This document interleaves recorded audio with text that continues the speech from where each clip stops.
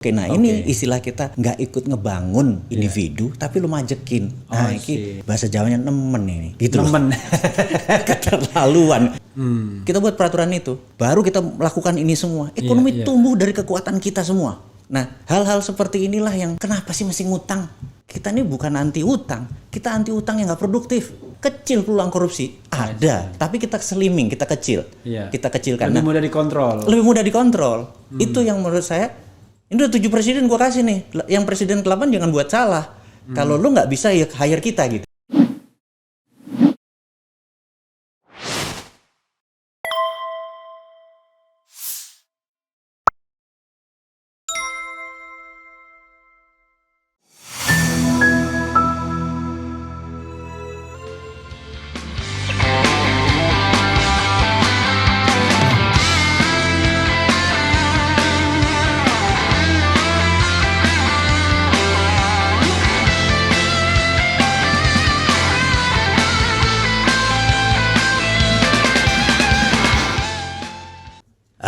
Assalamualaikum warahmatullahi wabarakatuh, sobat RH sekalian. Jumpa lagi kita di channel yang keren ini. Keren jadi. Di depan saya ada orang yang selalu bilang, tolong dong diundang. Saya bilang susah ngundang orang ini, orangnya sombong. Bosman Mardigu alias Mardigu Wowi alias Sontolo. Assalamualaikum warahmatullahi wabarakatuh. Waalaikumsalam. Gimana? Saya panggilnya Mas, tapi karena saya lihat, saya kan di sini ada 3 panggilan tuh. Ada Mas, ada Bung, ada Bang. Iya. Kalau Mas itu kelasnya ya Pilkada Solo lah. Oke. Ya, kan? Kalau Bang naik sedikit Pilkada DKI. Betul. Kalau Bung, itu Pilpres. Udah nasional itu. Nasional. Oke. Karena itu saya panggil Bung ya. Bung ke Mardigu, Bung Bosman ya. Bosman atau Mardigu? Bosman aja lah. Itu Bung Bosman. Semua orang kayaknya udah Jadi, nyebutnya itu. Itu kalau Bung Bosman itu kayak Bung Bos ya kan? Atau Pak Bos.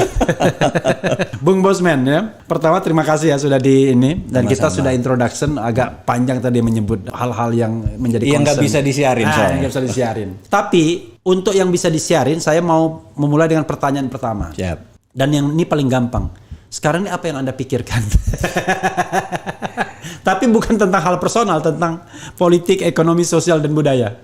Saya merasa harus menyuarakan beberapa suara yang juga saya merasakan. Jadi nomor 1 urusan pajak gitu ya. Oke. Jadi ini banyak menyekik masyarakat dan saya pikir saya harus berbicara karena saya mengalami hal yang Kaitannya dengan undang-undang pajak ini ya, yang baru? Semuanya sudah. Oh semua ya? Seluruh paket. Maksudnya gini, dulu kalau kita dapat 100, dipajaki 10, bismillah atas nama NKRI dan keluarga negara yang baik kita bayar. Tapi kalau entah bagaimana peraturannya membuat dagang susah segala macam, income kita jadi 80 dipajaki 15. Bunyilah kita. Benar ya? Tapi kalau regulasi pemerintah, kebijakan itu membuat kita jadi 200. Dipajaki 20% aja kita ikhlas. It's okay ya. It's okay. Nah, ini istilah kita nggak ikut ngebangun individu, tapi lu majekin. Nah, ini bahasa Jawanya nemen ini. Gitu nemen. Keterlaluan. Itu bunyinya. Jadi untung saya pernah kuliah di Jogja, jadi nemen tuh paham saya nemennya. Gitu. Kalau bahasa Indonesianya tuman ini. Iyalah gitu. Tuman ya. Tuman ya. Kalau orang nakal tuh kebangetan sih kamu di tuman. Iya. Ya. Nah itu jadi kita mau mengingatkan bahwa ya mbok dinaiki lah jadi 150 baru lo pajekin. Jadi jangan majek dulu orientasinya, tapi memberikan benefit. Itu baru kita ikhlas gitu. Ini yang sekarang agak nggak ikhlas. Udah ininya gue lo nggak nolong, lo neken, ininya lo gedein. Nah kita ini suara pengusaha ya. Suara pengusaha. Jadi kan kita ini kalau pengusaha kita bagi 2 ya kan ada mikro. Soalnya bukan apa, saya lihat di pemberitaan, Bosman kekayaannya sampai triliunan. Portofolio mungkin itu perusahaan. Portofolio iya kan? Saya cuma bagian dari perusahaan. Jadi portofolionya ya kan. Portofolionya. Kita aset bersama lah. Pajaknya juga tinggi kita. Jadi saya pernah ini pembukaan aja. Jadi kenapa nih Bosman suka mengkritik? Saya bilang, ingat kritikan saya semua pasti ada solusinya. Nggak pernah saya ngeritik kosong. I see. Jadi pajak nanti gimana ya? Gue kasih tahu gimana cara lu ningkatin pendapatan supaya pajak juga naik tapi masyarakat juga benefit. Ya kalau minta ya kita selalu bukan sekedar kayak ini. Gue kritiknya gini, enggak. Nanti pun kita kasih. Jadi kenapa karena gue boleh sombong sekali lagi kan. Dan boleh bos. Yang boleh sombong itu satu Bosman, kedua Ahmad Dhani. Gitu. Iya. Yang orang-orang menurut saya yang boleh sombong tuh pembayar pajak. I see. Gitu. Jadi gue bilang boleh cek di pajak, gue bayar pajak 9 digit. Jadi gue boleh mengkritik, gue boleh menyarankan, gue boleh ngomong. Miliaran ya berarti. Insya Allah. Ya tahun kemarin sih segitu. Mudah-mudahan terus bisa. Tapi kan dulu mengecil jadinya gara-gara ini. Nah jadi bahkan kita ngomong sama teman-teman di Departemen Keuangan, kita bilang iya sebenarnya lu berhak karena lu memang bayar, jadi berhak gua begini. Kalau yang lain teriak-teriak jangan nyanyiin PWP aja nggak punya gitu. I see. Gitu ya, entah ini yang pro pemerintah atau yang oposisi, kita challenge udah deh. Tapi emang masih bisa nggak punya NPWP kalau ataupun kalau punya bayarnya nol gimana? Iya. Kalau ada public appearance-nya itu rasanya nggak mungkin lah nggak punya NPWP kan? Bener kan begitu. Tapi kalau di nolin atau ya minimum aja karena gaji gua segini gitu ya, nggak real. Nah, ini yang kita bilang bahwa pembayar pajak itu harusnya boleh bersuara, benar nggak? Oh sorry, tadi yang miliaran tadi itu kurang bayar ya hitungannya? Kira-kira. Ya, yang kurang bayar kan setelah kita hitung kan self ini kan kurang bayarnya miliaran gitu. Kan bisa aja dinolin kan? Kalau tuh bayarnya segitu emang. I see. Memang segitu. Jadi istilahnya makanya itu saya pernah bilang, saya ini agak nggak setuju waktu tahun 2002 terjadi perubahan bahwa one man one vote. Ya, bukan one man one vote, one person one vote. Marah nanti. Oke. Yang woman. Jadi satu orang satu suara ini ada rasa ketidakadilan karena seorang pembunuh dengan seorang kiai hafal Quran, yang satu ahli surga satu ahli neraka suaranya sama-sama satu. Sementara kita nanya ini banyakan ahli surga apa ahli neraka nih? Kita akhirnya kan yang ahli neraka bisa dibayar. Ini gue bukan bilang bahwa itu mengeneralisir, tapi maksudnya cobalah mereka yang membayar pajak misalnya 100 juta setahun itu dapat satu ekstra suara. Jadi kalau disebut Bang Refli Harun mau nyoblos suaranya 37, kita tahu pajaknya berapa. Jadi ada kualitas, ada pembobotan. Sehingga kita yang pembayar pajak ini dia bisa mengarahkan. Wah kayaknya kalau yang menang sang ibu kayaknya akan bawa ke sini nih lebih baik daripada sang bapak yang sudah umur sekian. Bersama-sama karena dia punya knowledge, dia punya network, dia punya, tapi suaranya 37, 42 gitu kan, 17. Mungkin ini menarik untuk menjadi fair kan, orang malah jadi bayar pajak. Dan ini karena sistem pemilu yang pertama di dunia. Pertama di dunia, tapi adil menurutku karena ada pembobotan, jadi adil gitu ya. Nah itu yang kita bilang bahwa di Amerika bapaknya demokrasi menyatakan satu suara disebut popular vote, tapi college jadinya yang electoral vote itu kan yang gede-gede suaranya itu yang menentukan arahnya kemana gitu. Jadi kayak kita tahu kalau Hillary yang secara populer Hillary menang, tapi negara udah bahas Hillary mendingan. Ini ada dua devil nih, ada devil yang hitam, ada devil yang putih gitu ya. Ya udah sikat aja deh yang Trump lah, devilnya ketahuan gitu ya. Dan mudah dipatahkan karena terbuka gitu. Nah yang electoral vote ini yang menentukan dia lari ke sana. Itulah yang kita sebut pembobotan. Ini game changing sih, nggak cepet, tapi kan harus dibunyikan. Itu kita punya tradisi ini nggak? Tradisi meranking pembayar pajak nggak punya ya? Belum ya. Belum. Nah, kita mau. Kenapa nggak di disclosure gitu? Wah ini pembayar pajak, karena nggak benar mungkin bayar pajak. Makanya, wah ini bayarnya katakanlah 300 miliar, tapi kayaknya lebih dari 300 miliar deh. Kebanyakan perusahaan yang tapi kalau personal ini kan pajak pribadi kan. Jadi kalau pajak perusahaan ya biarin lah. Tapi kalau pajak pribadi ini menarik karena seorang mendadak mau menjadi punya postur di lingkungannya. Oh Pak Haji Anu 4 loh. Gila gitu. Itu cukup direspek gitu. Suara dia cukup direspek. Jadi bukan sekedar tapi berarti Bung Bosman membayar 2 kali pajak berarti. Pajak perseorangan sama pajak perusahaan dong berarti. Dan pajak tax amnesty. Oh ikut juga tax amnesty kemarin? Warga negara yang baik saya ini. Karena itu saya bilang saya boleh komplain, saya boleh mengkritik versi saya sih. Karena saya merasa porsinya gue lakuin kok. Sebagai warga negara, bener nggak? Tapi sobat daerah sekalian, tax amnesty jilid 2 ini udah berakhir akhir Juni kemarin. 30 Juni kemarin. 30 Juni kemarin. Apa memang untungnya apa tax amnesty 30 Juni kemarin itu? Rekening kita minus kali ya negara ya, karena subsidi harga segala macam. Mereka butuh fresh money gitu. Oke lah, kita contribute gitu ya. Ya tapi kalau bisa next. Jangan lu peres, lu kasih gua bermain juga jangan too much rule gitu ya. Harus ini, harus itu gitu ya. Yang saya pikir kadang-kadang ya ini mah sikat aja lah gitu.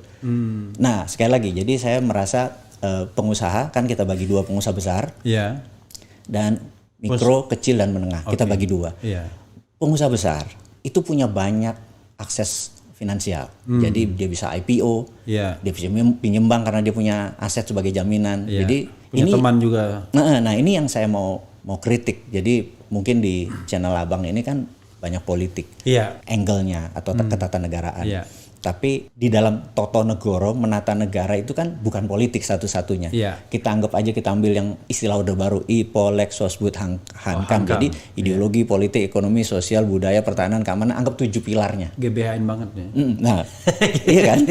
Nah, pilar satu politik saat ini kan harusnya cuma 1/7 dari apa yang kita diskusikan. Nah, sejak reformasi, sejak 2002 perubahan segala macam, 80% pembicaraan itu terlalu politik. Menurut saya, too much politik sehingga sosial nggak kepegang, budaya nggak kepegang, ekonomi yang nggak kepegang gitu. Nah, contoh ekonomi ini dulu, kalau kita bisnis kita bagus, kita mau pinjam ke bank, ada sebuah kata mantra, yang fardu, yang wajib adalah kita punya kolateral atau jaminan, gitu ya. Nah, dulu sebelum peristiwa IMF masuk ke Indonesia, ada 2 caranya. Ada asset based loan, loan berdasarkan aset. Nah, itu. Yang kedua adalah project based loan, loan pinjaman berdasarkan project. Jadi kalau Bang Levi punya kontrak dari Pertamina suruh ngelas pagar, harganya 1 miliar, itu project. Kalau kita perlu uang 50%-nya, 500 juta, maka kalau bank sekarang ada jaminan nggak? Walaupun tidak ada project-nya, tetap ada jaminan. Karena diputus hanya project base, hanya aset base loan yang boleh sekarang di Indonesia. Dulu ini pun surat berharga ini bisa dikasih berdasarkan project. Kontrak project itu bisa dijadikan jaminan. Yang jadi masalah adalah pengusaha besar punya aset, yang kecil menengah mikro nggak punya aset. Fundingnya dari mana kalau dia dapat kerjaan? Nah, ini kita secara sistemik. Ini kita nggak bisa kaya nih. Kecuali project loan boleh diadakan, sehingga kalau Pertamina ngasih project ke mereka, ini bisa dijaminin ke bank. Nah, saya tuh ingin mengusulkan hidupin lagi project based loan. Gitu. Ini kita sudah 20 tahun loh project based loan itu tidak boleh. Udah 20 tahun ya? Udah 20 tahun. Padahal, ini contoh. Ini saya kasih contoh supaya sahabat semua yang nonton channel ini memahami the other flip of coin, sisi lain dari koin, atau the dark side of the moon. Kita lihat moon, kita mau lihat dark side-nya gitu ya. Nah, kita ingin mengingatkan misalnya nih, saya dapat project misalnya di suatu daerah di Pekanbaru, dapat project, kontrak dari Pertamina misalnya, proyek itu nilainya 100 miliar, saya perlu duit 50 miliar untuk bangun, jaminan gue nggak punya, maka apa yang dilakukan? Saya pergi ke Singapura, buat perusahaan di Singapura, 100% Indonesia, terus maka kewarganegaraan PT ini, LTD ini kan Singapura punya, kita akuisisi 100% proyek kita di sini. Kita pinjam berdasarkan proyek di Singapura, keluar nggak? Bisa keluar ya? Ya keluar, karena kan project based loan di sana boleh. Ya udah, terus nanti di sini ngutang, bayarin sana ngutang aja, terus di sini nggak pernah untung. Gue kaya raya. Dulu gue lakukan itu. Karena itu gue bilang gue monster ekonomi. Dulu gue lakukan itu, tapi sekarang gue ada insaf. Gue balik ke Indonesia. Jadi berapa lama berdosanya waktu itu? Banyak, lama. Ada kali 20 tahun gitu ya. Tapi di sisi lain Bang, cuman sekedar mengingatkan. Gue punya rumah yatim Indonesia. Usianya udah 26 tahun. Berarti untung 6 tahun ya? Nah, mau gue ceritain adalah begini. Kalau pajak di sini 25%, ini gue buka aja supaya kita ada wake up call bagi negara ini. Kalau nggak, orang akan melakukan itu terus. Di Singapura pajak cuma 14%, di sini 25%. Gue selisih 11%. Mendingan gue proyek gue di Singapura semua, pajaknya cuma segitu, 11% gue kasih anak yatim. Jadi kita punya cara untuk survive, tapi dengan cara memanipulasi. Gue pikir enggak lagi deh, gue mau jadi orang tobat di sini. Tapi permudah Jo, istilah kita. Pakai sulut punya, yang mana ada punya Jo. Permudah hal-hal seperti itu. Karena kita kan taatnya sama duit nih. Kalau kita pengusaha, bener nggak? Lu bikin susah, gue negara lain. Gitu. Karena uang nggak ada kewarganegaraannya soalnya. Itu. Nah, kira-kira oligar, kira-kira konglomerat, kira-kira orang yang rekeningnya di atas 10 digit, apa taat sama beginian? Enggak, semua main di luar. Gitu. Nah, mau mereka balik, itu kan, jangan pajakin yang coro-coro yang kecil-kecil UKM ini dipajakin, nggak akan pernah kaya negara kita. Ini dipermudah mereka balik ke negara ini, kaya kita itu, gitu. Nah ini yang gue mau challenge. Jadi gue marah, ngeritik, tapi kasih solusi. Mudah-mudahan ini solusi ya. Ya, tax amnesty yang 1 dan 2 itu ternyata belum terbukti bisa mengembalikan uang itu. Belum terbukti bisa ada benefit tambahan dari uang yang ada di tangan tadi. Akhirnya cuma menjadi operation expenditure. Jadi dia operation aja. Iya, untuk biaya itu. Kan harusnya menjadi capital expenditure. Saya pernah diceritakan seorang menteri ya sekarang masih menjabat, menterinya powerful. Dia bicara tentang pengusaha sawit. Dia bilang dapat HGU ya 30.000 hektar. Kemudian berdasarkan HG, dan HGU itu gratis, dia cuma bayar-bayar pejabat aja gitu-gitu kan. Begitu tanah HGU-nya dapat, emang tanah itu kosong. Kan ada ini katanya, ada kayu-kayunya. Betul. Kayunya ditebang, dijual, dapat itu 1-2 triliun katanya. Itu buat modal. Lalu tidak hanya buat modal katanya, 1-2 triliun itu parkir di luar negeri, ya cuma untuk operationnya saja dibawa bunganya buat ini. Operation, dan dia pakai jalan negara yang dibayari APBN, APBD. Terus ini minjem duit lagi. Iya, enak banget dia. Jadi belum usaha dia udah untung dia. Iya, tapi itu hanya segelintir orang. Bener nggak? Dan itu yang disebut nggak fair. Kaya miskin kita, yang ini menambah kaya, yang ini kita nambah susah. Nah, kita pengen semuanya equal. Opportunity-nya ada pada semua orang. Itulah kira-kira itu kegelisahan pertama. Bung Bosman tahu berapa kira-kira uang kita di Singapura itu jumlahnya? Gini, more or less. Kalau uang beredar saat ini katakanlah 6.600 triliun. Kita tahu yang beredar di kalangan orang yang the top 10% itu mungkin merupakan 80%-nya. 80%. Ya 30% di sana lah. I see. Gitu. Jadi 6.600 itu kayak utang kita ya. Iya, makanya udah 1:1 sama uang beredar. Makanya. Utang luar negeri kita udah 7.000 sekarang. Udah 7.000. Itu kalau belum masuk utang BUMN. Iya, BUMN. Katanya ada juga utang yang nggak dicatatkan. Ada banyak. Makanya kalau dicatatkan kena ini sekian persen dari PDB. Belasan triliun juga. Enggak, kita nggak akan menuntut untuk ada mosi tidak percaya terus presiden kita yang tercinta ini untuk di impeach gitu. Enggak lah. Ya enggak lah. Kita nggak begitu. Ingin bantu memperbaiki negara dari segala sisi. Iya, karena bisa aja nanti waktu dia tidak menjabat ada sebuah luka lama yang dibawa-bawa. Kita nggak mau. Kita mau selesaikan ini semua dengan baik. Dia tidak crash landing, dia smooth landing gitu loh nantinya. Dan kita bantu. Kita orang Jawa tuh, saya sih, mikul dhuwur mendem jero. Saya mau ngomong itu tadi. Iya kan? Mikul dhuwur mendem jero. Jadi kita nggak akan, tetap kita junjung dia mantan presiden ke-7, dia pejabat Menko yang kesekian, dia wakil presiden. Kita tetap menjunjung, nggak akan kita pesakitkan. Tapi pesan buat pejabat baru jangan begitu lagi. Cuman kita ingetin 2 tahun ini lo recover lah, gitu kan, yang ini. Terus yang baru nanti, jangan kalau lu screw up lu bisa keluarga lu, bukan lu yang dipenjara, keluarga lu juga ikut penjara misalnya kayak gitu kan. Ngono ya ngono. Iya. Tapi ojo ngono. Itu soal pajak ya, soal pajak, kemudian soal concern soal kepemimpinan. Soal apa lagi, Bung? Yang menjadi pemikiran hari belakangan ini. Paling enak kan nanyanya begitu. Iya, jadi gini, ada kekuriusan. Curiosity. Rasa ingin tahu. Jadi kalau orang nanya gitu, Bosman minta tanda tangan. Selalu di atasnya saya tuh nulis hal yang sama. Keep curious, Bosman, gitu ya. Gitu, saya pengen semua orang. Kalau Denny Indrayana keep fighting corruption. Iya. Karena gue pengen semua tuh orang curious terhadap terhadap tentang sains, tentang ekonomi, tentang apa, curious. Nah, tadi pertanyaannya gue lompat lagi mengenai curious.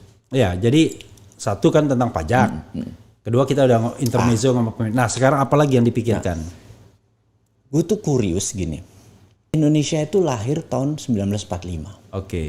Tiongkok tuh lahir 1949. Kita tuh 4 tahun lebih tua dari Tiongkok. Dan tahun 50 Korea Selatan masih perang saudara. Masih perang. Itu Cina masih nanti 20 tahun kemudian Singapura setelah tahun perang 60-an. Masih berantem semua. Kita tuh jauh lebih kaya. Tahun 55 kita bisa ngundang pemimpin terus gitu ya. Iya, Asia Afrika. Tadi sampai pada perbandingan.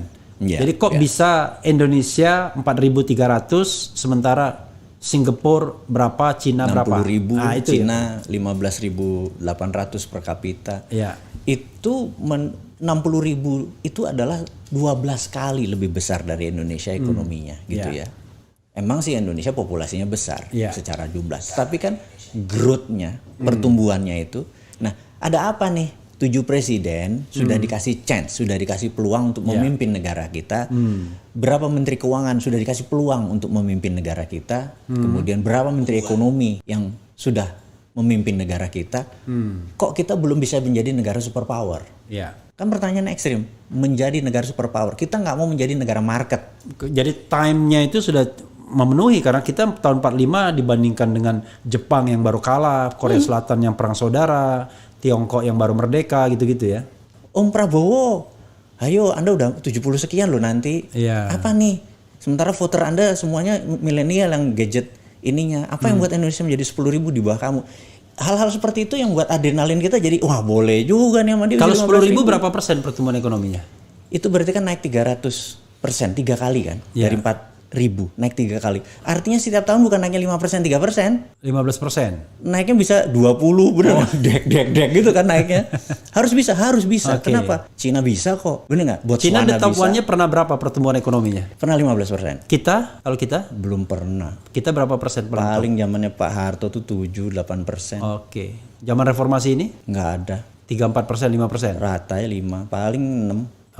Jadi memang belum ada, karena kebijakannya itu masih autopilot, bukan karena sebuah policy atau kebijakan menjadi ekonominya tumbuh. Yang ada karena memang kita jago dagang. Jadi gini, kalau Bang Lefri jadi presiden, saya jadi wakilnya, kita diem doang, tiap hari main catur doang.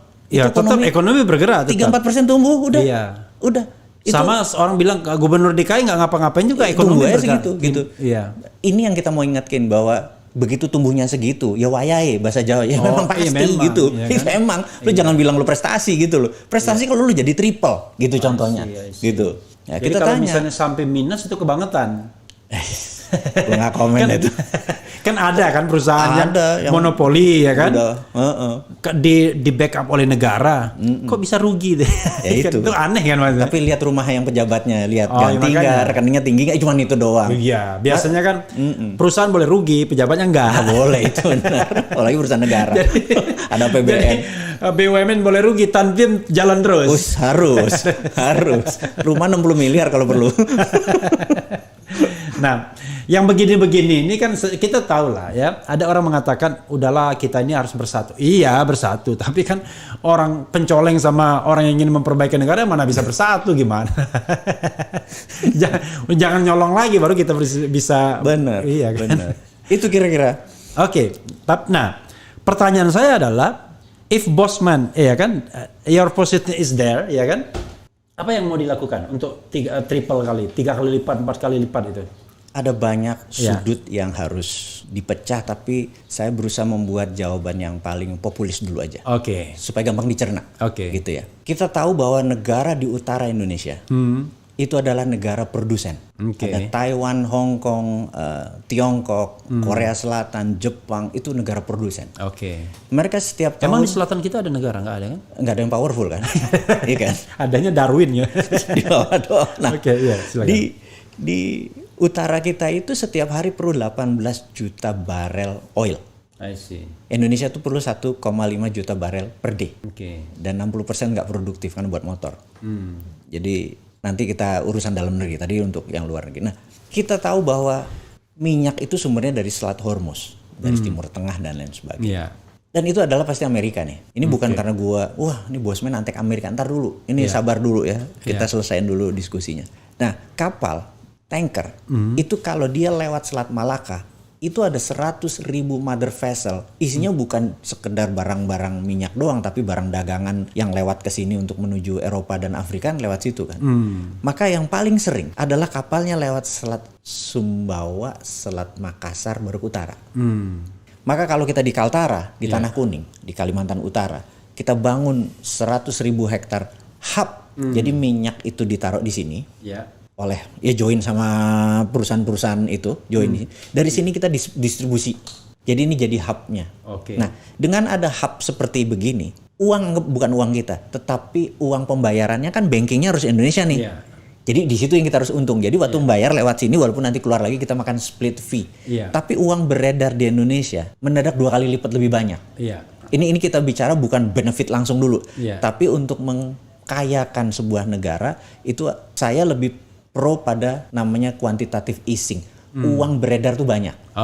Daripada quantitative tightening seperti yang sekarang. Jadi diketatin semuanya. Memang inflasi rendah. Ini nanti hubungannya adalah dengan adanya hub itu kita mengontrol minyak di negara utara Indonesia. Kedua, kita juga mengontrol peredaran uang. Walaupun nanti keluar 99%-nya. Tapi banyak yang stay lah. Itu mendadak cash flow kita menjadi segar di Indonesia. Cash flow itu bisa karena dolar, kita bisa menjadi underlying printing money kita. Dengan dolar tadi, dengan project tadi. Itu swasta saja. Tidak harus Pertamina, tidak harus negara, swasta. Yang penting banknya lewat Bank Indonesia, lewat bank. Dan itu diwajibkan ya? Ngepalseri dia untuk lewat itu semua. Nah, kita nggak usah ambil pajak, biarin lewatin lagi. Anggap tax free di situ, ya tax free. Bukan tax holiday, tax free. Tetapi di sini kerja langsung cepat karena kita mengendalikan. Kita menjadi punya deterrent faktor penggentar. Begitu kata apa-apa kita matiin ini, nggak kirim, benar nggak? Nah, itu kita saat ini, negara saat ini terlalu trading. Nikel jadi komoditi, batu bara jadi komoditi. Padahal sumber daya alam itu, kalau seorang Numain yang memegang mandat, itu menjadi alat tawar. Bukan alat dagang. Gitu. Kalau alat dagang ya lu untung ada komisi. Tapi kalau ini ada alat tawar sebagai underlying printing money, sebagai tadi, gue butuh barang lo ini, lo kasih gue murah. Nah kita ini kurang foreign. Diplomasi dan strateginya kurang.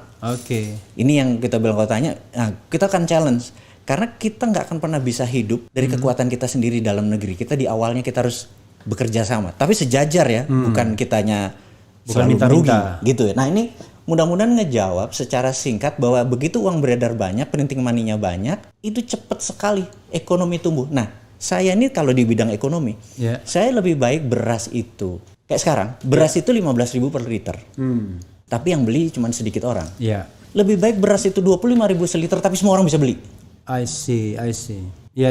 Lebih baik mahal tapi kemampuan membelinya juga kuat. Kemampuan beli. Nah, gimana kemampuan belinya bisa tumbuh kalau uang beredar dibatasi? Namanya quantitative tightening. Jadi inflasi. Inflasi itu jangan ditakuti. Overinflation yang harus ditakuti. Nah, inflasi itu musuhnya cuma satu, produktivitas. Kalau nggak ada produktivitas, matiin aja itu uang beredar. Tapi kalau produktivitas ini ngalirin aja, karena nggak akan ada inflasi selama produknya tinggi. Jadi ini kita bilang bahwa kenapa inflasi kita ada, ini kita rendah. Satu jawabannya, produktivitas Indonesia atau produksi Indonesia rendah. Dan ini harus diakui. Rendah, karena apa? Impor. Gitu ya. Nah ini kita mau challenge. Industrinya industri ekstraktif, cuman jual-jual yang ada. Itu trading namanya, benar nggak? Tidak membuat A menjadi B menjadi C menjadi value added gitu. Kira-kira begitu, ini udah azan ya. Nah, Bung Bosman, tadi kita terpotong ya. Sampai saya sendiri tiba-tiba terdistract gitu, sampai mana gitu. Tapi yang jelas tadi kita bicara tentang 10.000 dolar per kapita GDP gitu. Kita. Iya. Jadi kita lanjutin yang tentang UNCLOS bahwa ada peraturan yang perairan kita walaupun kena secara zona eksekutif ekonomi itu kalau dilewati tetap nggak boleh di charge. Saya pikir kita harus menunjukkan taringnya kita. Kita harus charge. Gitu ya, karena kita yang bersihin lautnya, kita yang lewat lautnya dan lain sebagainya, kita akan bersihin charge. Tentunya di awalnya kita harus duduk dengan 3 negara dulu, yaitu dengan Malaysia, dengan Singapura, kita duduk dulu nih, gitu kan. Nah bagi-baginya gimana nih antara negara-negara kita ini? Karena pelabuhannya dia udah dapat pelabuhannya, bisa Port Kelang di Malaysia, bisa Singapura dengan pelabuhannya. Tapi lautnya yang jadi pertanyaan yang dilewati itu, ini yang harus kita duduk. Nah setelah itu, kalau kita charge anggap dari 1% dari value barang, ini value barangnya sekitar 2 triliun dolar atau 2.000 billion. Value barangnya itu hampir 8 kali APBN Indonesia. Value barang yang lewat di perairan Indonesia ini. 8 kali APBN Indonesia. APBN kita 3.000 ya? 2.700 ya lah. Itu kan sekitar berapa ya? Hampir 180 billion. Ini 2.000.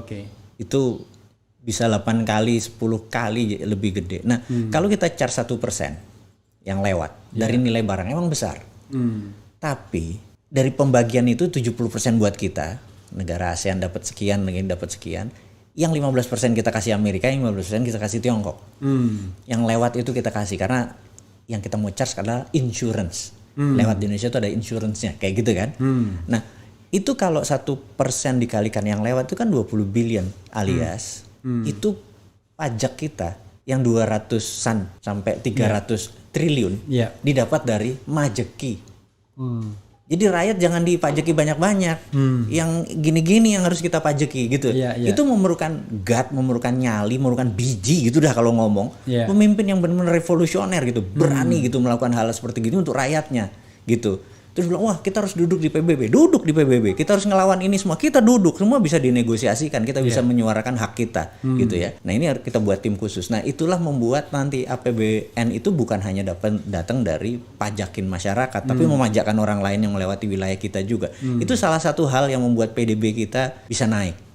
Itu yang kita bilang bahwa, wah kalau New Mind ini gini, kita biar teman-teman yang baru ngeliat Bosman di channel ini dibilang orang siapa sih, bener nggak? Iya. New Mind ini hanya sebuah ide di dalam bernegara, khususnya ekonomi, menggunakan namanya MMT. MMT adalah Modern Monetary Theory. Oke. Modern Monetary Theory ya. Modern Monetary Theory ini foundersnya adalah Michael Hudson. Oke. Michael Hudson ini pendiri Hudson Institute yang di tahun 71 menyarankan Nixon untuk melepas dolar underlyingnya dari emas. Menjadi hutang, menjadi project negara lain tentunya ya, gitu. Jadi Indonesia punya project apa, bangun ini, nah dipinjemin. Nah itulah printing money-nya berdasarkan project itu. Gitu. Selama 50 tahun dunia per hari ini, teori ini membuat Amerika menjadi negara sangat kaya. Amerika tuh kayanya sebenarnya dari mulai tahun 71 itu. Ya, kemarin-kemarin biasa aja, tahun 60, tahun 50 biasa seperti dagang seperti biasa. Setelah itu kecepatannya tinggi sekali, gitu ya. Di tahun 60-an itu diglorifikasi setelah dia kaya. Jadi kita tahu cerita tahun 60-an mereka. Biasa aja sebenarnya, biasa aja gitu. Kalah perang baru bangun dalam negerinya gitu ya. Tahun 71 dia menjadi pengendali. Nah, MMT ini Michael Hudson ini saat ini murid-muridnya seperti Stephanie Kelton itu ada di Bernie Sanders. Jadi kalau dulu pernah pada Partai Demokrat kan ada Republik ada Demokrat. Saya ini pendukung Bernie Sanders.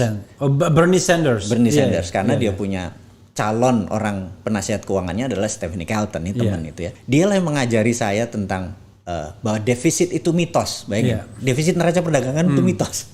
Inflasi itu mitos, gila nih orang. Tapi negara-negara yang sudah mengikuti modern monetary adalah tahun 89 Tiongkok menggunakan MMT, modern monetary theory, karena Michael Hudson dari tahun 81 sampai 91 dia guru besar ekonomi di Peking University. Politbironya Partai Komunis Cina saat ini adalah murid dia, gitu. Nah, di tahun 89 ada sebuah peristiwa yang menarik yang namanya Tiananmen Square. Di Tiananmen Square itu tabrakan dua hal, demokrasi atau komunis tetap dipakai. Maka 12 politbiro bilang, mau jadi demokrasi, lo ikuti kata demonstran atau mau tetap seperti begini, kita akan menggunakan teori lain. Deng Xiaoping memutuskan 10.000 disikat itu ya. Akhirnya balik lagi menggunakan. Nah, 40% investor keluar dari China karena hak asasi itu terjadi. Pada saat kekosongan itu, apa yang mereka lakukan? Ada sebuah buku yang menarik namanya Tiananmen Papers. Tagline di bawahnya, The Secret Meeting That Changed China. Mereka merubah. Akhirnya mereka menggunakan dua currency, yuan untuk internasional pakai dolar, renminbi di lokal berdasarkan project. Karena itu dia bisa membangun gila-gilaan, tapi renminbi cuma diputar di dalam negeri doang gitu ya. Keluar negerinya yuan pakai dolar, benar-benar. Itu yang mereka bangun. Toto 2008. China udah segitu gede gitu ya. Nah, apakah gini kalau kita tanya dari tahun 89, anggap tahun 90 biar bulat gitu ya, sampai tahun 2020 itu baru berapa tahun? 30, 40 tahun lah kita anggap dengan persiapan mereka. Kalau 90 kan 30 tahun. China itu membangun 113 kota yang masing-masing itu gedungnya ada 2.000 mulai dari rumah, gedung, perjalanan segala macam. Secara square meter bangunan dia membangun 25 miliar meter kubik. Itu kalau dikalikan 1 juta, itu APBN Indonesia 20 kalinya juga belum ada. Pertanyaannya siapa yang membiayai? Kalau tidak printing money berdasarkan project, nggak mungkin ada. Nah, MMT itu New Mind. New Mind-nya adalah anak-anak yang berpendapat bahwa kita anti inflasi, kita anti bunga bank. Kita kalau menjabat nih New Mind, bunga bank akan 0. Jadi Bang Refli kalau punya duit 1 triliun, biasa dapat 5% setahun, kira-kira dapat 50 miliar bunganya, depositonya, mendadak jadi 0. Ada 5.000 triliun uang di bank, mendadak jadi 0. Itu apa yang dilakukan kalau Bang Refli duitnya nggak ada bunganya? Ya ditarik biasanya. Terus dijadiin apa? Bisnis mungkin. Nah, karena itulah dalam semalam bisnis duit itu tuh keluar beredar di masyarakat, tapi kalau dikirim keluar tanpa underlying transaction, beli mesin atau segala macam atau impor sesuatu, hanya untuk taruh uang di luar negeri, 10 tahun flight capital, penjara. Kita buat peraturan itu. Nah, baru kita melakukan ini semua. Ekonomi tumbuh dari kekuatan kita semua. Nah, hal-hal seperti inilah yang kenapa sih mesti ngutang? Kita ini bukan anti utang, kita anti utang yang nggak produktif. Jadi saya dengar juga ya soal 0% itu negara-negara maju ada yang menerapkan itu ya? Ada yang minus. Iya. Maksudnya masukin uang ke bank. Iya, bukannya dapat bunga tapi bayar. Iya. Di Israel begitu, di Jepang begitu. Namanya negative interest. Udah biasa kok itu negative interest. Jangan kan nol, negatif. Jadi disinsentif orang mau taruh duit, menikmati hidup gitu ya. Di Jepang kalau nggak digituin, digituin aja orang masih naruh kok kan, karena kuat nabungnya. Iya. Karena itu di Jepang kan deflasi bukan inflasi kan. Dia pengen inflasi, Jepang tuh pengen inflasi. Karena duitnya muter kan kalau inflasi, kalau deflasi duitnya diam. Nah, itu dikasih, bayangin kalau naruh duit harus bayar, ya ekonomi keluar kan akhirnya 1 triliun duitmu. Itu jadi pabrik, jadi gedung, jadi tanah, jadi semua jadi bisnis bergerak, jadi gairah. Ini yang harus kita stimulus gitu. Nah, saya lihat kebijakan bilang soal juga ya, pernah dibilang Ihsanuddin Nursi soal tiba-tiba dia mengaitkannya dengan ekonomi syariah yang anti bunga dan lain sebagainya. Mungkin jangan korelasinya bisa ke sana juga. Nggak tahu siapa yang duluan nih ngomong. Gitu ya. Tapi jelas MMT adalah begitu. Modern monetary theory adalah begitu basic-basicnya. Jadi kita nggak pakai bunga deposito. Terus kita pakai printing money berdasarkan project. Jadi bukan berdasarkan untuk create demand, tapi create supply. Jadi produksi basisnya, bukan untuk spending gitu ya. Jadi bukan kita kapitalisme semu. Kalau dulu kan ersat kapitalisme dibilang. Kita komprador aja kita, cuman jual barang doang, kemudian kita produksinya kita naikin gitu kan. Nah, tadi memanfaatkan selat, terus membangun kawasan ekonomi khusus. Jadi uang beredarnya di mana? Di kawasan ekonomi khususnya kayak gitu, seperti itulah. Tapi ada satu hal, Bung, setiap rencana ini kita kan ingat Habibie berambisi membangun Batam agar Apple head to head dengan Singapura gitu ya. Kemudian membangun Kuala Tanjung diharapkan lawan bahkan lawan Malaysia pun lawan Malaysia aja belum tentu menang gitu kan. Ada satu budaya yang barangkali akan sulit di kita, korupsi kan. Budaya rantai itu yang Jadi gini, korupsi terjadi karena penyalahgunaan kekuasaan. Betul ya? Setuju ya. Jadi gini, saya ini kalau pemerintahan saya bagi dua. Ini versi saya nih ya. Punten nih ya, bukan ini benar atau salah, tapi versi saya melihat bahwa 7 presiden di Indonesia ini heavy on government. Nah, di Amerika juga negara yang menarik. Jadi kita contoh Amerika dulu, contoh baiknya. Bukan berarti saya pro Amerika atau anti Cina, enggak juga gitu ya. Kita ambil yang baiknya, yang cocok buat kita ambil. Jadi kalau Demokrat jadi presiden di Amerika, Partai Demokrat, maka dia heavy on government. Ada Obamacare, semuanya government, pajak, benefit kesehatan, benefit. Tapi kalau yang jadi Republikan itu heavy on private. Jadi apa-apa private. Nah, kalau Newman dapat mandat, maka kita akan merubah dari heavy on government selama 7 pemerintahan menjadi heavy on private. Jadi BUMN hilang dari kementerian. Dan BUMN di slimming karena swasta boleh punya power plant, swasta boleh punya mendistribusikan listrik, swasta. Kita majekin aja. Negara tuh majekin aja. Terus pegawai negeri, kita contoh McDonald, ini hanya untuk for the sake of discussion. Burger deliver yang nanya mau beli apa, oke pesan ini, terus di ke belakang terus dia disiapin burgernya, siapin french friesnya segala macam. Itu anggap digaji UMR supaya mudah, anggap 4 juta sebulan. Maka tahun depan dia harus naik 10%, jadi 4,4. Tahun depan dia naik lagi 10%, hampir 5 juta. Tahun depan lagi dia naik 5,5 juta. Itu based on apa? Kan kenaikan gaji setiap tahun kira-kira untuk penyesuaian dengan inflasi. Artinya di memang mandatory itu ya. Biasanya karena mengejar inflasi kan. Anggap 10% di round, dibulatkan. Nah, di tahun keempat itu dipotong karena dia berdasarkan kontrak. Alangkah lucunya ada burger deliver kerja 15 tahun gajinya 15 juta. Hamburgernya nggak bisa dijual 15.000. Jadi dia tuker lagi, orang gaji 4 juta lagi diputer. I see. Biar karena dia itu tetap kompetitif ya. Kompetitif. Nah, bisa dibayangin pegawai negeri. Maaf sekali lagi saya bukan ini. Ada dia cuma office boy. Tapi karena udah 20 tahun gajinya 20 juta. Sementara bisa dikerjakan dengan orang yang gaji 4 juta. Jadi mungkin eselon saya lupa 5 ke bawah kali kontrak semua. Nah di McDonald juga sama. Saya nyebut supaya terinspirasi. Jadi begitu dia ini yang bagus, dia jadiin staff, yang ini dia rekrut baru. Nah ini sama, yang bagus pegawai negeri jadiin staff, yang ini kita jadi yang orang recycle-nya kemana? Yang itu. Karena swasta easy money. I see. Printing money. Nah ini sektor swasta ini menarik. Saya punya sahabat namanya Jackson. Ini partner saya, ada orang Singapura, warga negara Singapura. Dia lahir di Malaysia. Umur 18 dia sangat ingin ke Tiongkok. Tapi nggak bisa karena Malaysia nggak punya hubungan diplomatik. Akhirnya dia jadi warga negara Singapura. Tahun 88 dia umur 18 tahun dia pergi ke Tiongkok pakai nama warga negara Singapura. Pulang dia cuma jadi bilioner. Dia udah for good. Dia udah tinggal di Singapura. Sekarang for good. Saya ada bisnis sama dia. Saya mau menceritakan Jackson. Saya bilang, Jackson, how do you make money? Lu gimana sih cara lu buat duit di China yang segitu-gitu? China tuh menarik katanya. Jadi wilayah itu ada dibagi perumahan, housing, terus ada pasar, ada niaga, ada pabrik gitu ya. Nah kalau buat manufaktur, kalau Bang Refli punya duit tanah 1.000 meter harganya 1 miliar, itu kalau pinjam di Indonesia, bank kan cuma keluar 80%-nya. Kalau di sana 5 kali lipatnya. Malah lebih. Selama bangun pabriknya di situ. I see.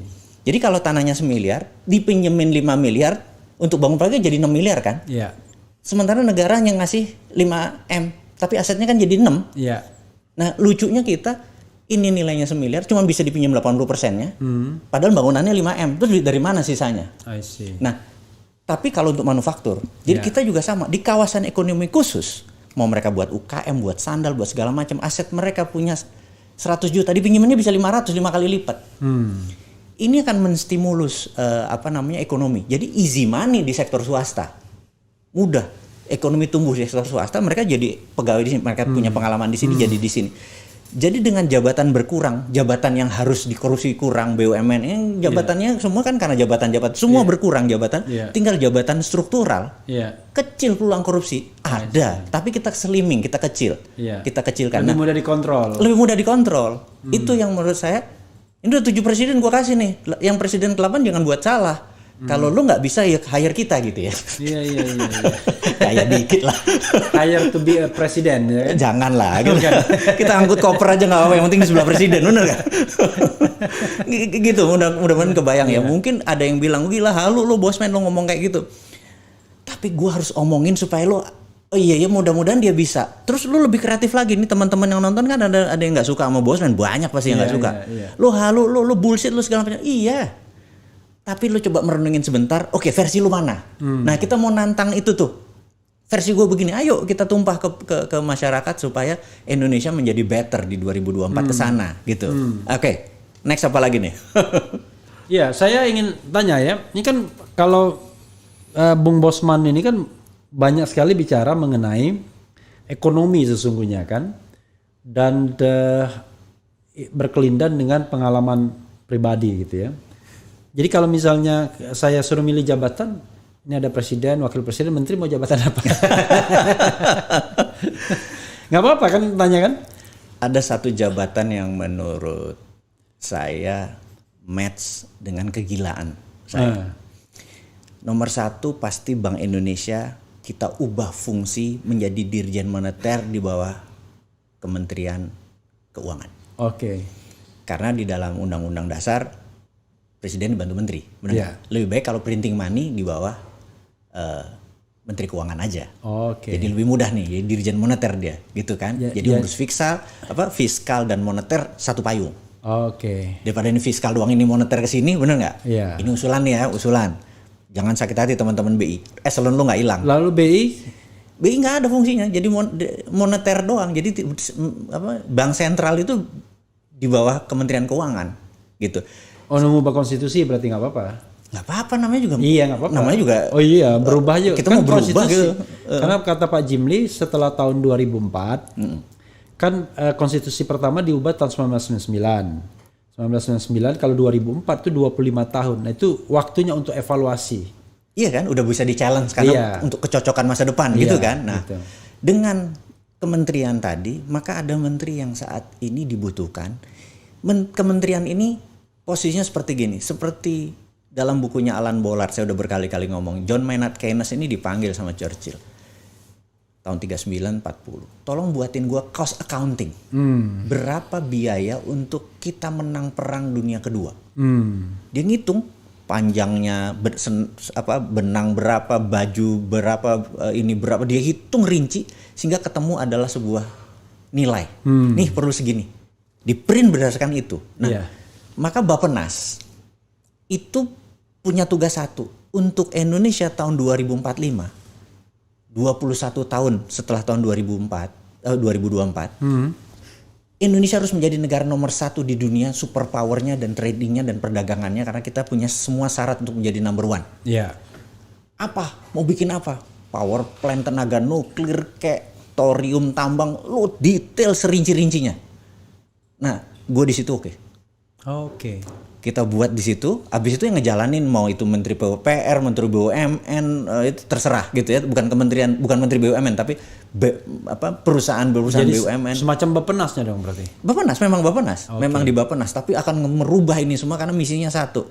Indonesia 2045 menjadi number 1 country in the world gitu kan. Kan harus gila gitu kan idenya.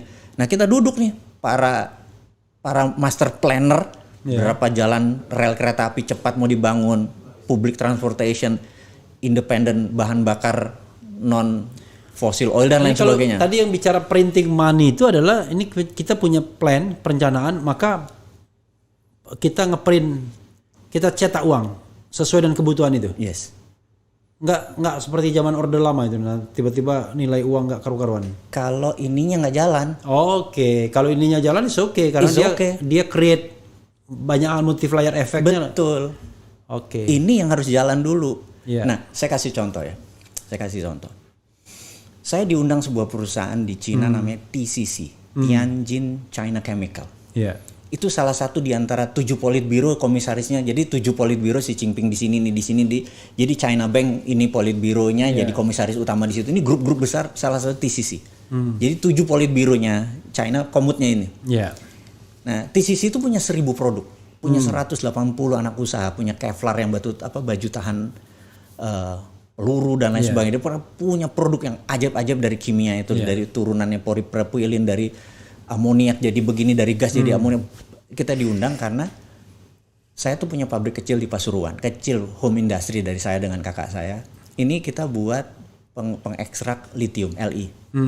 Nah, kita suatu hari kita kirim ke pabrik di Inggris, kemudian entah bagaimana dia dapat data kita, terus kita diundang. Saya tanya sama kakak saya, Kak Mas itu dipanggil, wes berangkat. Jadi kita berangkat first class, jadi di semua pelayanan first class sampai sana. Terus saya merasa, dia tuh merasa, gue bisa dapat barang ini nggak? Gitu, Li ini. Saya bilang untuk apa? Dia mau buat power bank, jadi listrik di rumah. Pakai tenaga matahari disimpan di power bank. Tapi power bank itu kan fungsi baterai adalah menyimpan dan menyalurkan yang sama. Jadi nyimpan 10 dikeluarinnya 10.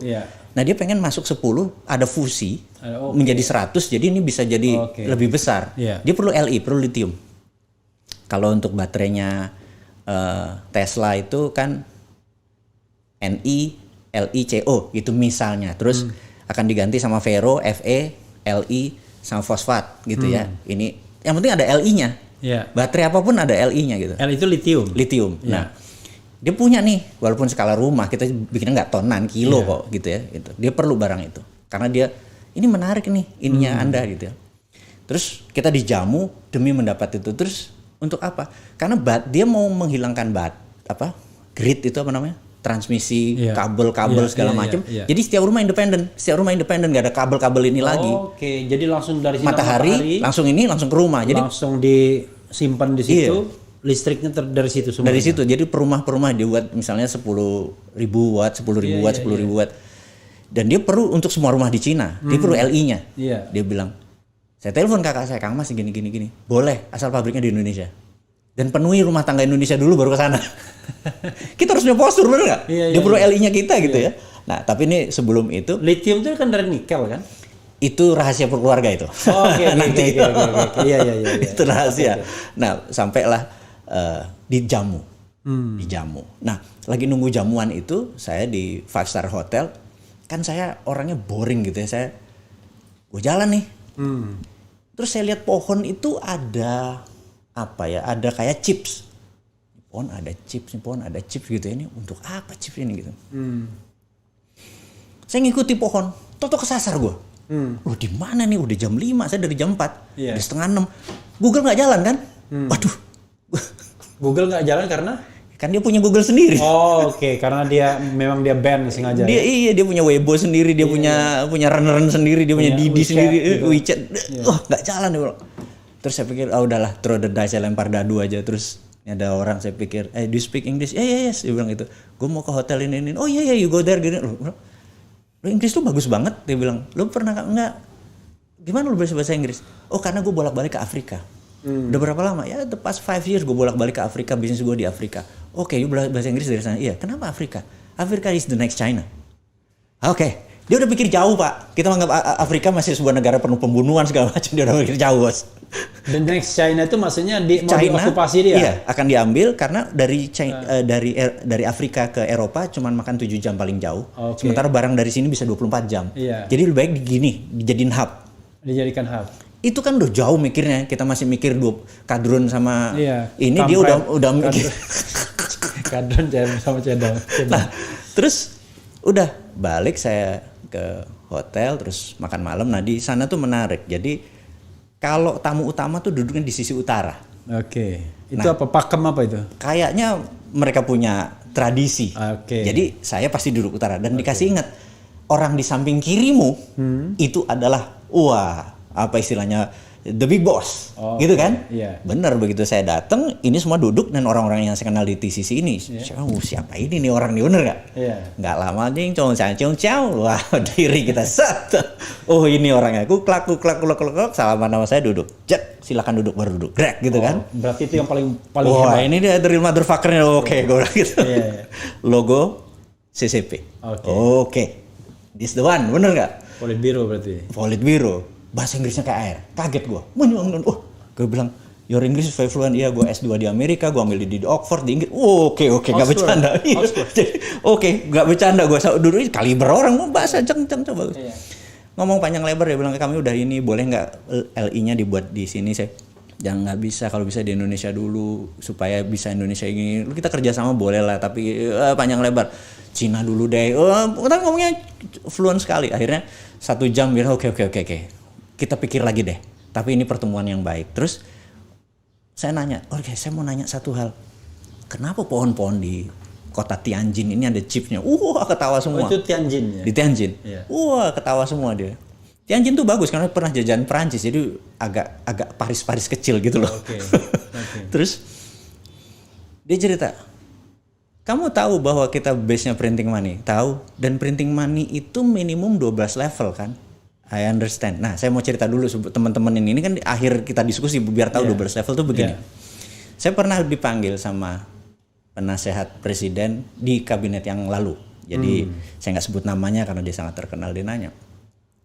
Penasehat presiden di kabinet yang lalu? Ya kan ini kabinet keduanya Pak Jokowi yang kemarin lah. Sri Adiningsi lah. Ya gitu ya kira-kira. Kan kalau ekonomi Sri Adiningsi. Gitu ya. Kita berbicara terus saya nanya, Bu kenapa nggak printing money? Ini bicara kemarin bukan sekarang. Gini, kalau printing money itu Bank Indonesia anggap M0. Ini bukan M0 uang yang ini cuman istilah money, cuman istilah bukan. M1-nya kan ke bank anggap mandiri gitu ya. Terus kamu minjem, maka uang yang tadi di print kan jadi kamu ke M2. Kamu megang M2 terus kamu beli tanah M3. Tahu nggak? M3 itu sudah masuk ke bank lagi. Dia duduk-duduk makan deposito. Iya. Gitu. Jadi muter balik begitu aja. Nah, sementara Cina M12 mas. Ininya tuh 12 biji begini baru masuk. Baru balik ke bank. Amerika 22 loh. Oke. Jadi panjang. Nah, kita itu baru uang di printing taruh di sini, taruh ke saya, pindah beli tanah udah pindah. Oke. Balik lagi ke harusnya kan beli tanah dulu, tanah ini beli pabrik dulu, muter baru masuk. Itu efektif, itu yang kita sebut. Makanya dia bilang, lo tahu printing money minimum harus M12 loh. Jadi mau project apa, mau project itu cuman untuk weather, suhu, ngetes segala macam, mau bodo amat. Yang penting jadi project untuk turunannya ini. Nah ini yang kita harus stimulus ke kita ini, jangan M3, M4 udah berhenti. I see. UKM pengusaha besar tuh harus M1, 2, 3, 10, 12, 20. Printing money kuat. Karena itu proyeknya ada aja, makanya kita tempel lah itu untuk cek weather lah. Wah, apa aja mau gorong-gorong dikasih apapun. Nggak peduli, sementara 100% lokal dan apapun. Nah itu menjadi, itu yang ngerti ya. Jadi oh iya, M4 paling jauh M5 Mas di Indonesia. Explain, udah menjelaskan semua. Jadi balik lagi ke tadi bos tadi, ya karena demi M12 semua disikat. Bahkan kalau perlu abis ini proyek, understand.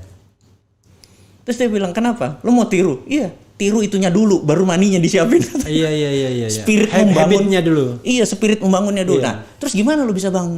Loh, kita ini kan negara imitating country kan, lo tahu kan? Iya. Dulu kita halalin semua niru. Kayak Jepang juga dulu dari awal-awal. Imitating. Oh, dunia benci banget. Iya. Tapi kan Allah bisa karena biasa. Iya. Gara-gara kita biasa. Jadi bisa. Iya. Dari imitating country sekarang dia menjadi innovation country. Iya.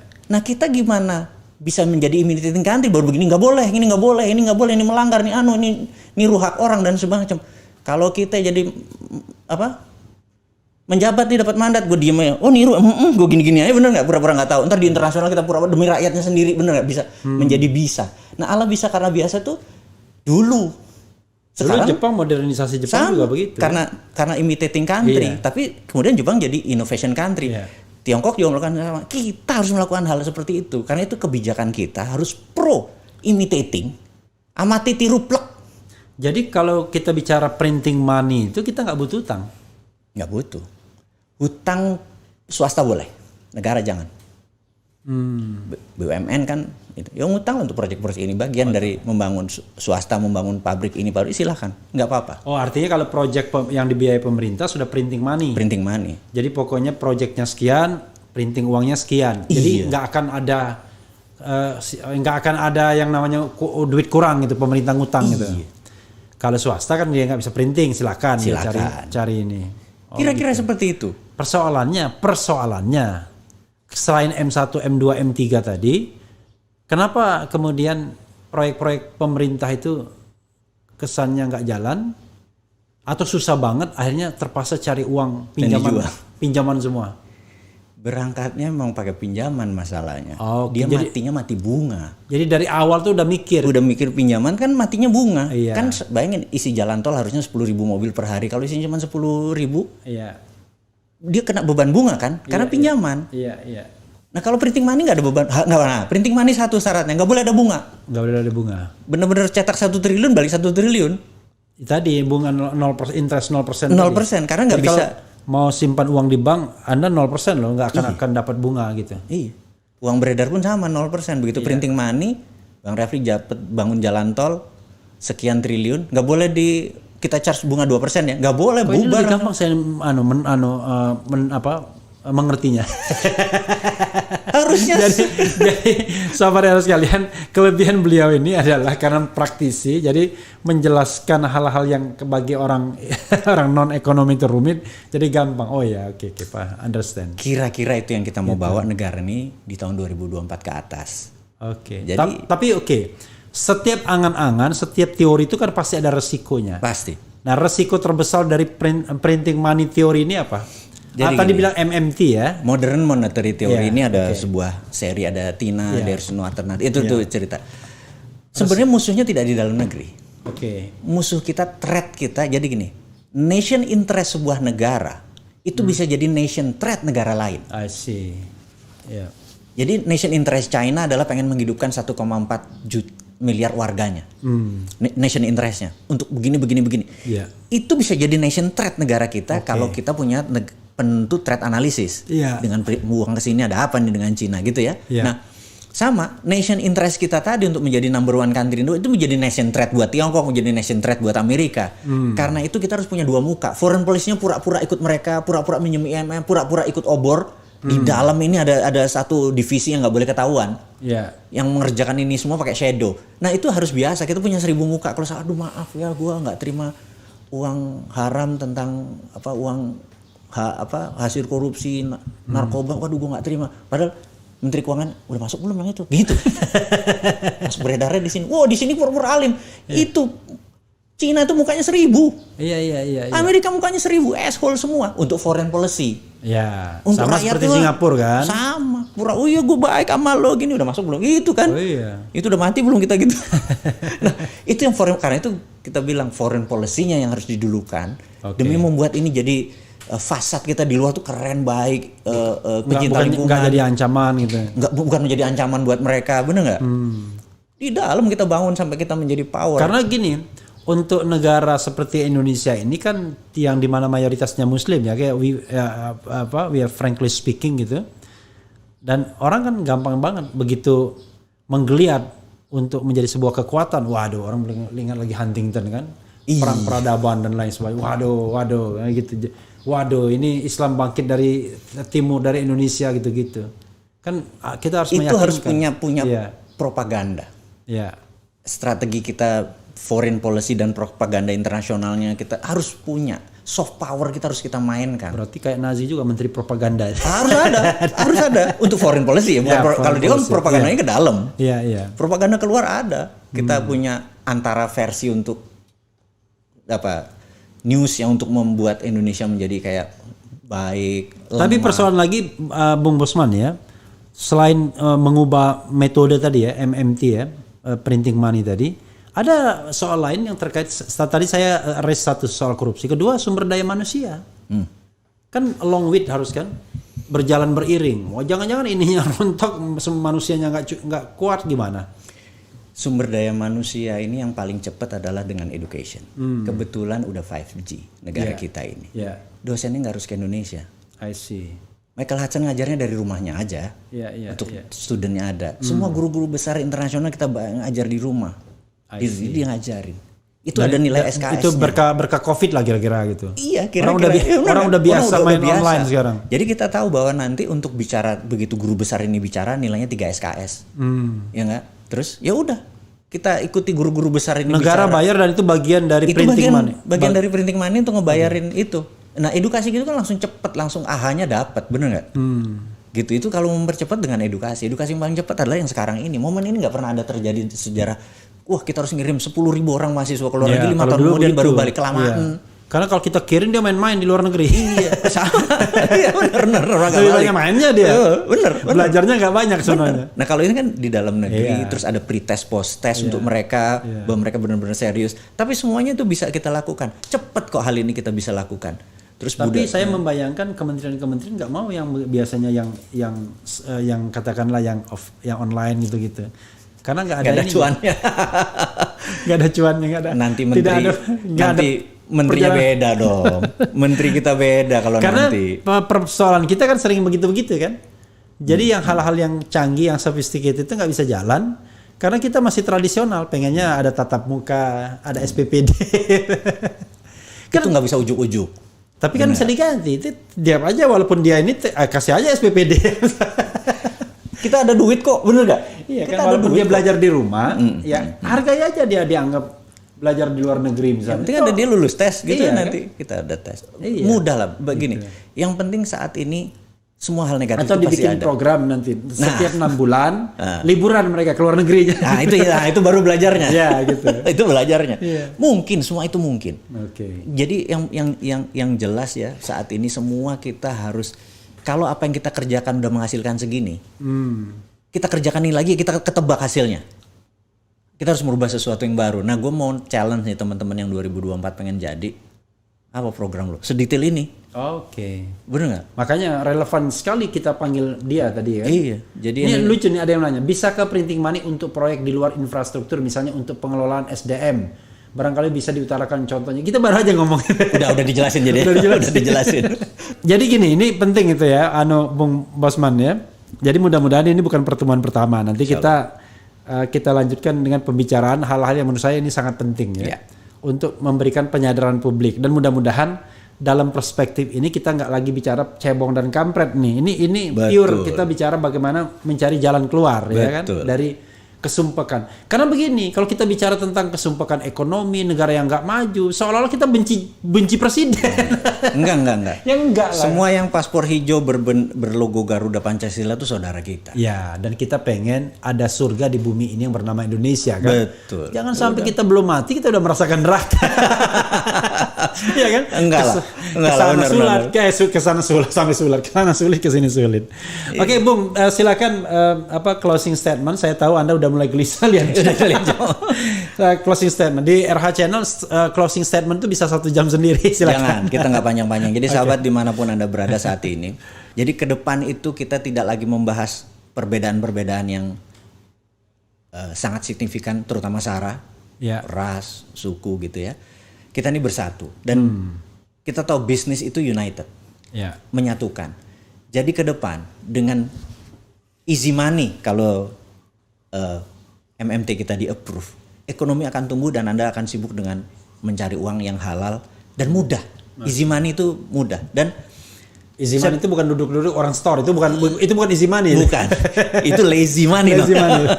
Nah, kita akan ubah itu semua di 2024 ini. Kita harap adalah pemimpin baru, presiden baru, strategi ekonominya baru, dan yang membuat ini adalah Anda semua. Saat ini mungkin ada 10.000 sahabat kita yang menonton ini semua. Yuk kita men-challenge diri kita sendiri, men-challenge orang lain, agar ini menjadi pemikiran collective belief bangsa Indonesia untuk menjadi number one country di tahun 2045, Indonesia Emas 100 tahun Indonesia Merdeka. Itu aja dari saya. Mohon maaf kalau ada salah kata. Niat kita cuma satu, membuat Indonesia bersatu. Oke, luar biasa ya. Niat kita cuma satu, membuat Indonesia bersatu, dan Anda harus setuju. Harus setuju ya. Ya, saudara sekalian, itu dengan Bosman Mardigu, doakan mudah-mudahan ini not the first time ya. Bukan the first and the last, bukan ya. Tapi ada sesi selanjutnya. Wassalamualaikum warahmatullahi wabarakatuh.